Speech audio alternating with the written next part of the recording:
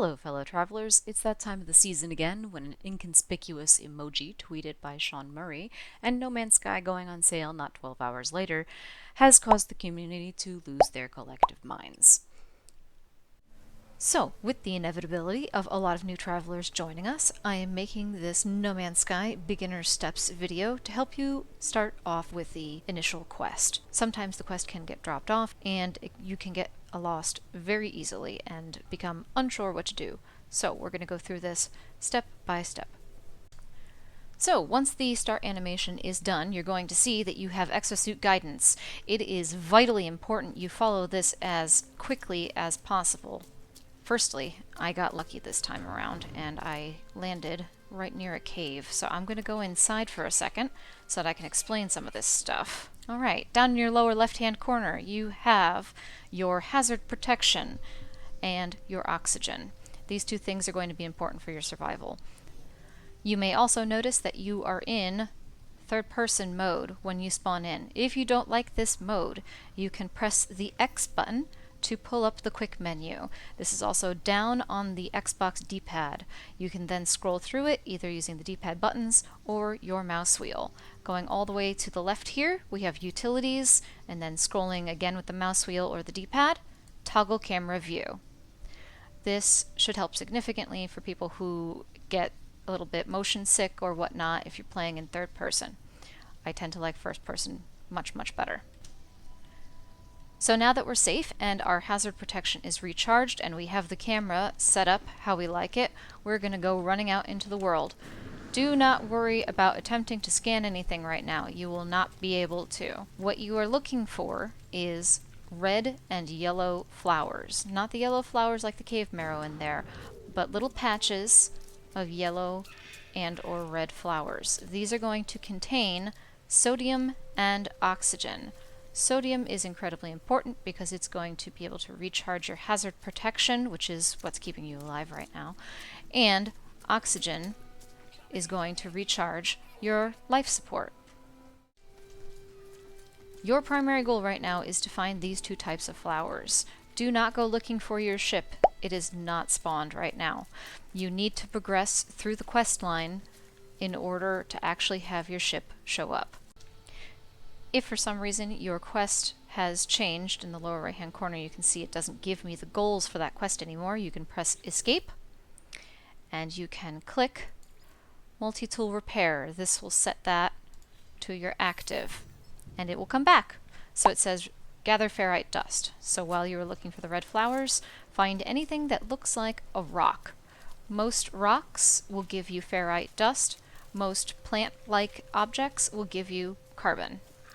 You will eventually need both of these things, but like I said, your primary goal right now is to follow the quest to the letter as quickly as you possibly can. Once you have all the ferrite you need, the quest will pop up again and tell you to repair your scanner. Open up your inventory by pressing Tab. It should auto-open to your multi-tool. If it does not, here's your menus up at the top. Click on your scanner, and then go ahead and fix your scanner. Now that that's all done, we have a new bottom of the quest there. You see recharge hazard protection. Hopefully you've picked up some sodium at this point. Press X and you will see that there is a recharge equipment on the quick menu. This will automatically choose the tech that is the lowest that needs a recharge. So right now my mining laser is the lowest, so it popped up first. However, we're going to use the mouse wheel and or the D-pad to click hazard protection, and you see it will automatically allow me to choose what I can put into it. I only have sodium, so we're going to do that. And then you're going to hear the triumph music, and you'll be able to continue with your quest. At this point, now that you have gotten your visor fixed, or your scanner fixed, you will now see a marker for your starship. You probably only move so fast on foot right now. There is a little bit of a bug/feature that you can do. If you are running, you can hit the melee button and your jump button at the same time, and you will jetpack forward. This was a bug in earlier versions of No Man's Sky. However, it's been left in and it hasn't really been fixed, so players tend to use it to their advantage. just like this. Make sure you're running melee and jetpack, and you will fly forward. Following the signal, you're going to eventually find your ship. Come down the hill, and you will see that there's a whole bunch of items we can loot over here. Most likely these are going to be filled with carbon and sodium. There's some rust in here which will eventually become ferrite. I'm going to take the boxes here.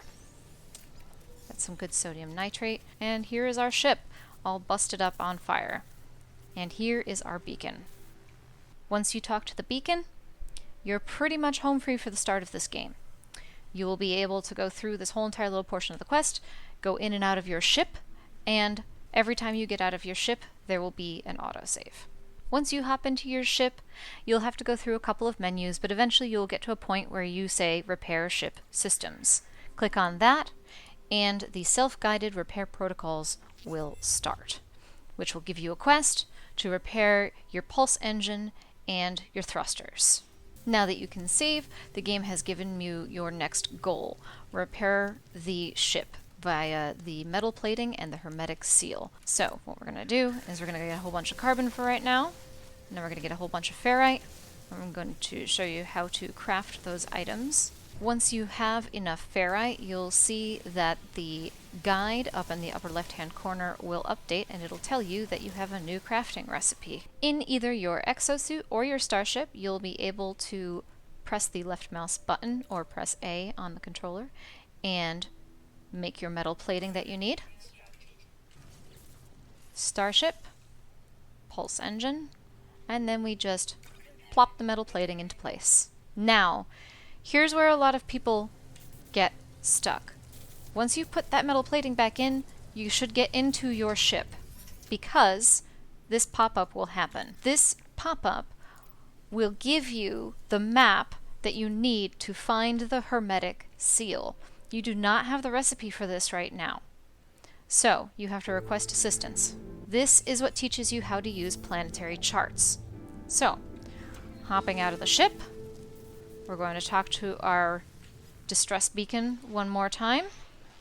We're going to take the planetary chart from it, and then open up our inventory. You see we have a new item. Pressing E on this, depending on what type of chart it is in the future, will show you different type of buildings. This is a quest chart, so it's going to show us a specific building.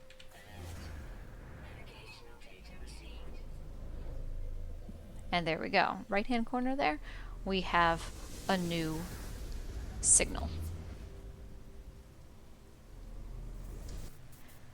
At this point, it's just a matter of getting over there alive, getting the hermetic seal from the NPC, and then bringing it back to your ship.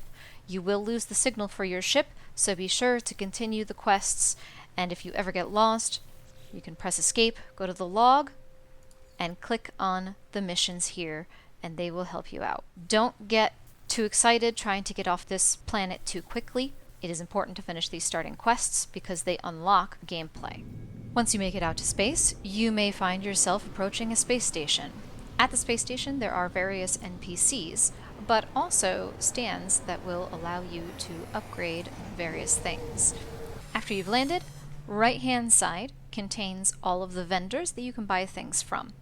Left-hand side is going to include all of the NPCs that you can talk to get various gameplay mechanics initiated.